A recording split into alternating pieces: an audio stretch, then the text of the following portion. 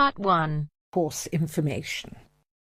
First, you have some time to look at questions 1 to 5.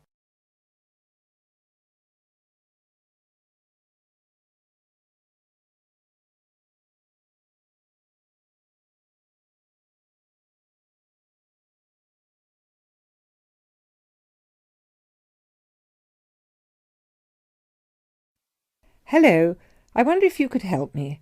I am interested in enrolling in your MBA programme. Could you give me some information, please? Yes, of course.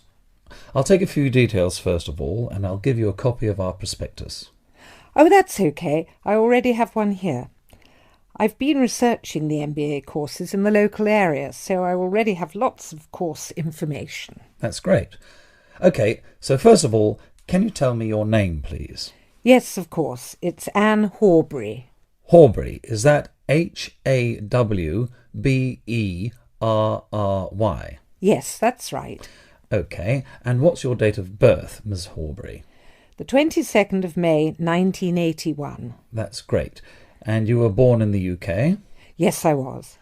All right, can you give me some contact details, please? Sure.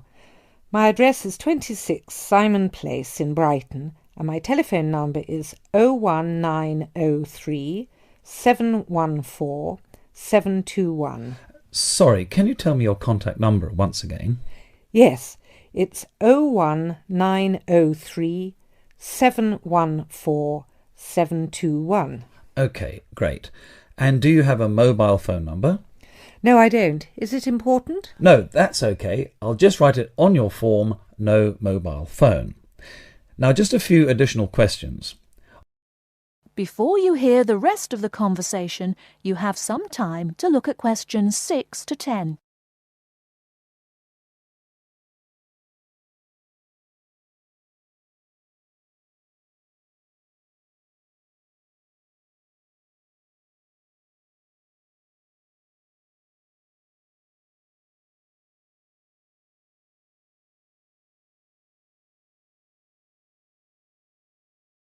Now listen and answer questions 6 to 10. Are you working or studying anywhere else at the moment? Yes, I'm working for Lloyd Enterprise in the city as a secretary, and I'm also attending a computer course part-time in the evenings. Great. So can you give me some details about your educational background? We need to make sure that your qualifications match the entry requirements. Yes. I completed a business degree a year ago. I've been working since my graduation, but the job market is very competitive these days, so I'd like to do some postgraduate study now. Okay, that sounds fine. Your degree is relevant, and it's good that you have some work experience too. I do need to warn you, though, that our MBA program is extremely popular and gets full quickly. So would you be interested in applying for any alternative courses if your application is not successful this time? Well, my first choice would, of course, be the MBA, but yes, I've had a good look through your prospectus, and I would also be interested in the international marketing course. That's great. It's always a good idea to keep your options open just in case. Finally, can you tell me where you learned about our courses here? Actually, my cousin studied the MBA course 2 years ago, and she recommended it to me. Okay, well, thank you for coming in today. I will pass your details on to our admissions department.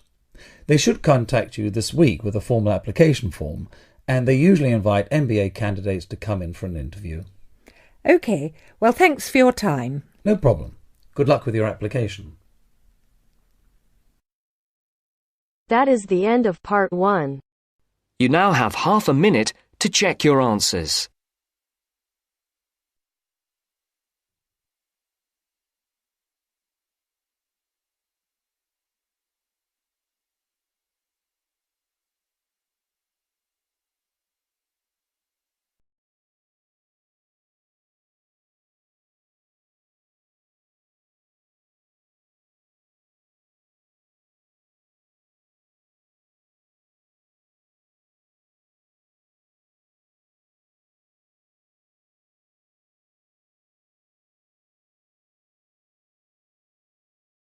Now turns to Part 2. Part 2. Everyone knows that we have achieved a huge amount in terms of space exploration. First, you have some time to look at questions 11 to 16.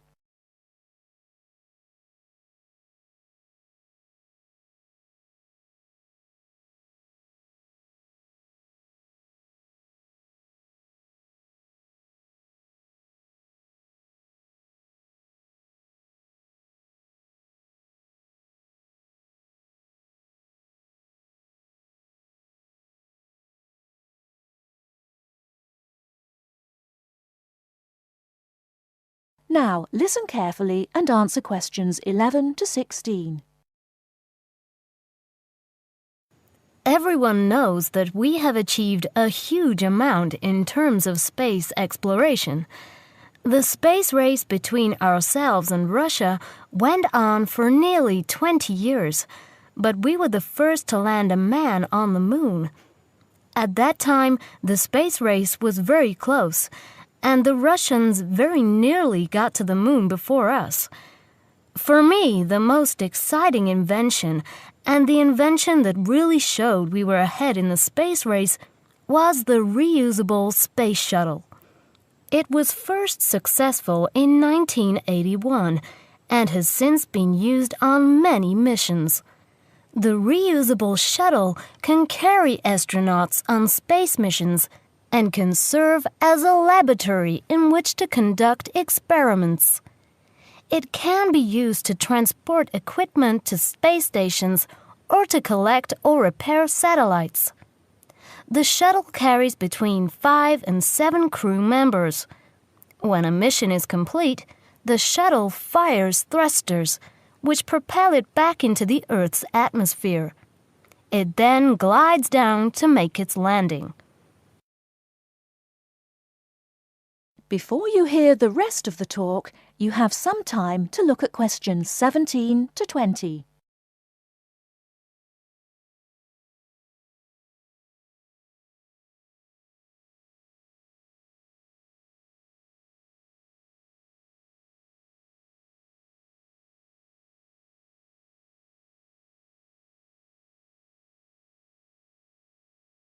Now listen and answer questions 17 to 20. Although the remains of very early ovens have been found in many parts of the world, it was here that they were first used frequently in people's homes. In ancient Greece and in other parts of Europe and Turkey, people used ovens to bake bread. But it seems there was only one large oven that everyone shared. Here, the remains of villages from 5,000 years ago show that each mud brick house was constructed with an oven, and that baking bread and perhaps cooking meat was very common. The ovens were made of clay and shaped like a beehive. Inside they had shelves, so that a number of loaves could be cooked together, and an opening at the bottom from which ash could be removed. That is the end of part 2. You now have half a minute to check your answers.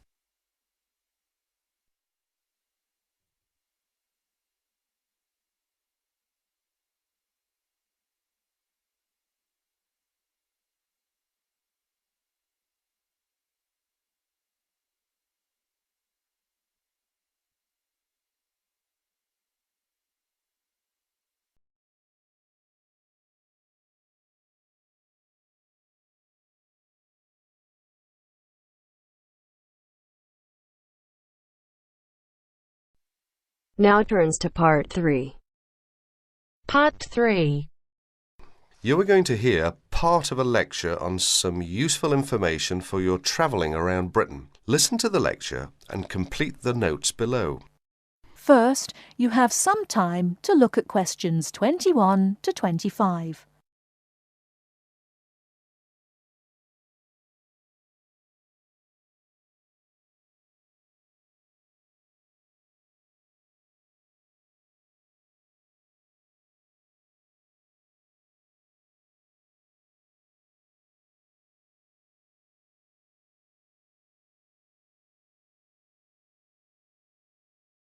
Now, listen carefully and answer questions 21 to 25. Good afternoon and welcome to the session on Britain. This afternoon, I would like to provide some useful information for you about travelling around Britain. Britain has over 700 tourist information centres. You will find them at major ports, airports, stations, historic landmarks and towns, and holiday centres. So just look out for this sign that says Tourist Information. The staff will be able to answer your holiday queries, as well as provide essential maps, guides and brochures. Tourist information centres at major ports and airports in London and addresses of British Tourist Authority European offices are all listed on the Tourist Information Centres. Now, let's talk about the telephone in Britain. You know, Britain is well supplied with public telephones. Street kiosks take lop coins. In city centres, mainline railway stations, airports and central London underground stations, payphones and card phones are in operation. For the latter, small plastic phone cards are used, and these come in 10, 20, 40, 100 and 200 units and can be bought at post offices, news kiosks, station bars and shops, where the green and white card phone sign is displayed. Before you hear the rest of the talk, you have some time to look at questions 26 to 30.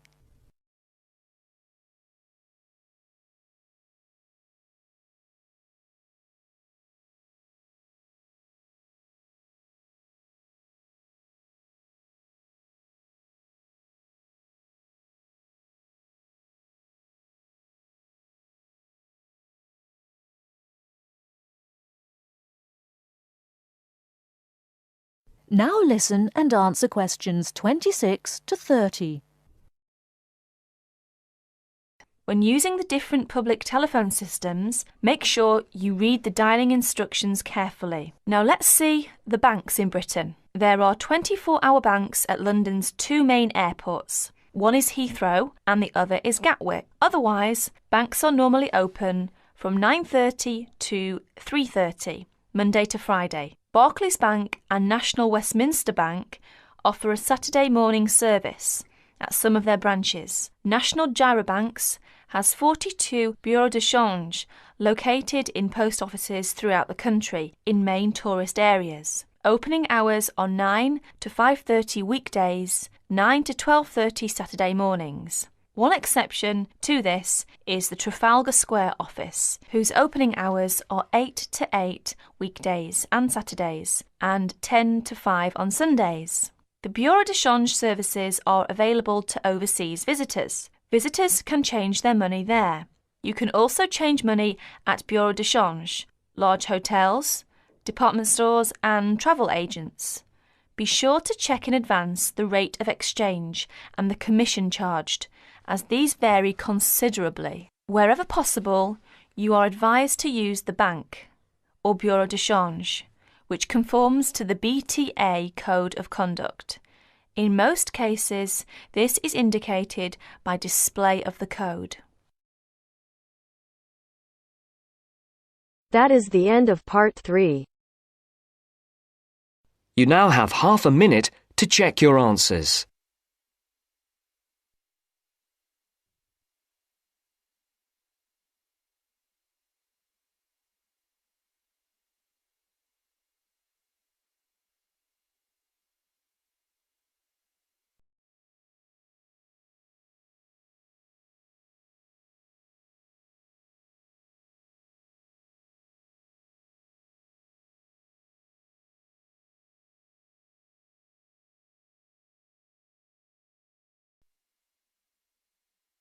Now turns to part 4. Part 4. You are going to hear some facts and figures about Australia. First, you have some time to look at questions 31 to 40.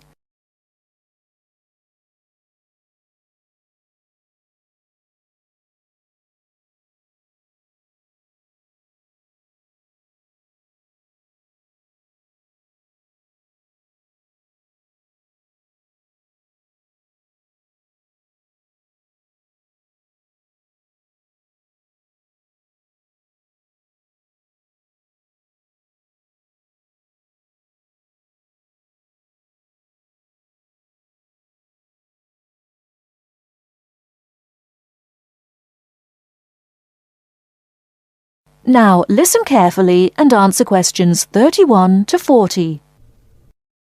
Now I should tell you that the country of Australia is made up of 6 states and 2 territories. These are the Australian Capital Territory, New South Wales, the Northern Territory, Queensland, South Australia, Tasmania, Victoria, and Western Australia. The national capital is Canberra. Right, let's turn to the Australian economy. Australia has a prosperous Western-style capitalist economy. Australia is a major exporter of agricultural products, minerals, metals, and fossil fuels. Commodity prices have a big impact on the economy. Australia suffered from the low growth and high unemployment typical of the OECD countries in the early 1990s, but the economy has expanded at reasonably steady rates in recent years. In addition to high unemployment, short-term economic problems include how to balance output and inflation and how to stimulate exports. The economy is made up like this: agriculture, 3.1%, industry, 27.7%, services, 69.2%. The labor force has a similar pattern. The total labor force is 8.2 million. 34% work in finance and services, 23% work in public and community services, 20% work in the wholesale and retail trade, 17% work in manufacturing and industry, and 6% work in agriculture. What are the chief industries of Australia? They are mining, industrial, and transport equipment, food processing, chemicals, and steel.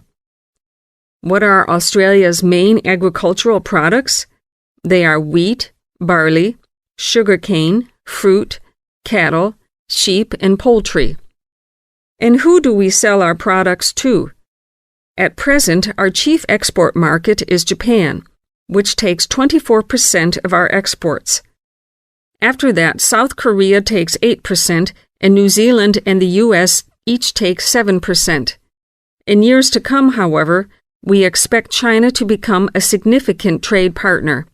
China already supplies 5% of Australia's imports. This is the same amount as New Zealand.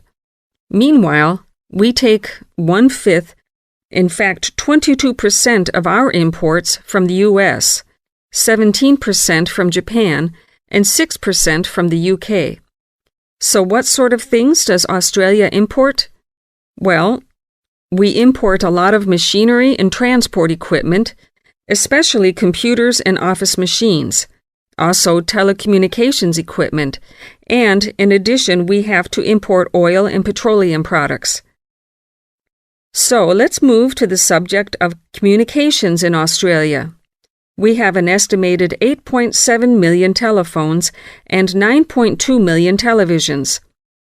There are some 134 television broadcast stations and 325 radio stations. The related subject of transport is naturally very important in such a big country as Australia. Let's look at highways first. There are 2 kinds of highways, paved and unpaved.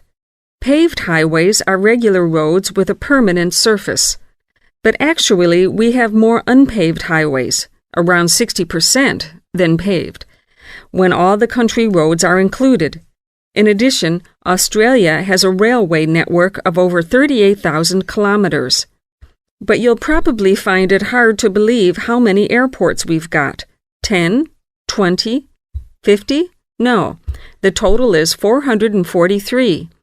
Of course, this includes many short runways on farms and in the outback. There are only 9 airports with runways of more than 3,000 meters.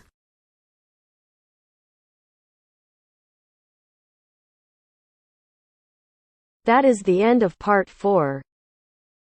You now have half a minute to check your answers.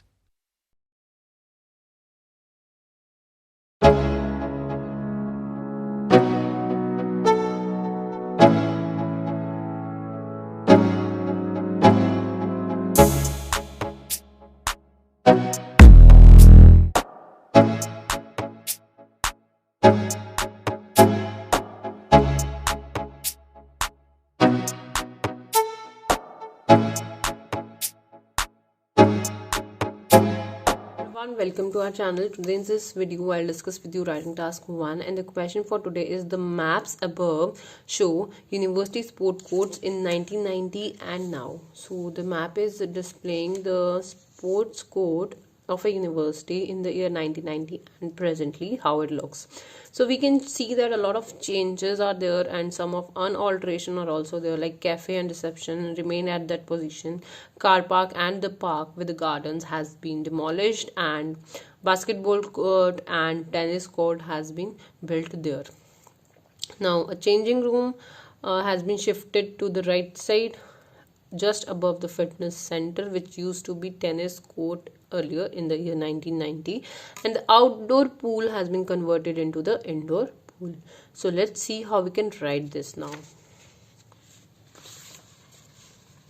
Simply, the rendered map means the given graph or the given map depicts the development of a university sports courts region from 1990 to the present.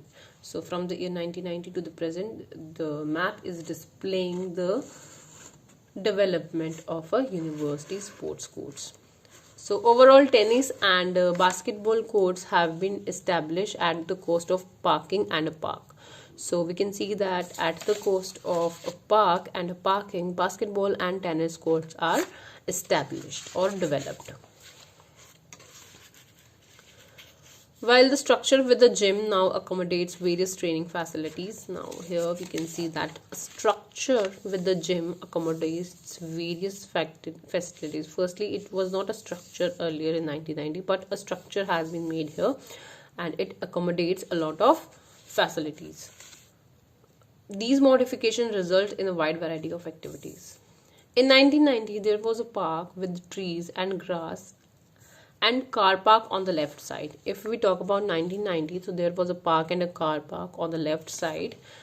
A vast basketball court and 4 tennis courts have replaced the park and parking lot respectively. So basketball has replaced the park and tennis court has replaced the parking lot respectively. A structure has been constructed on the right side of the map to service various sporting amenities, where an indoor pool has replaced the outdoor pool, whereas the reception room and cafe remain unaltered. So a structure has been made on the right side and the reception and cafe remain unaltered, and the outdoor pool has been converted to the indoor pool. These changes are there, but reception room and cafe remain unaltered means it remained unchanged.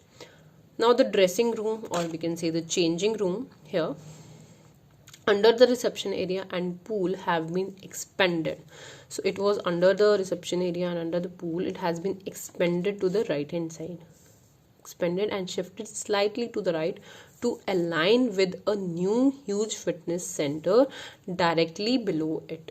So we can see that from here the changing room has been shifted here, like just above the fitness center, or we can say that a huge fitness center directly below it. So under this changing room there is a huge fitness center now.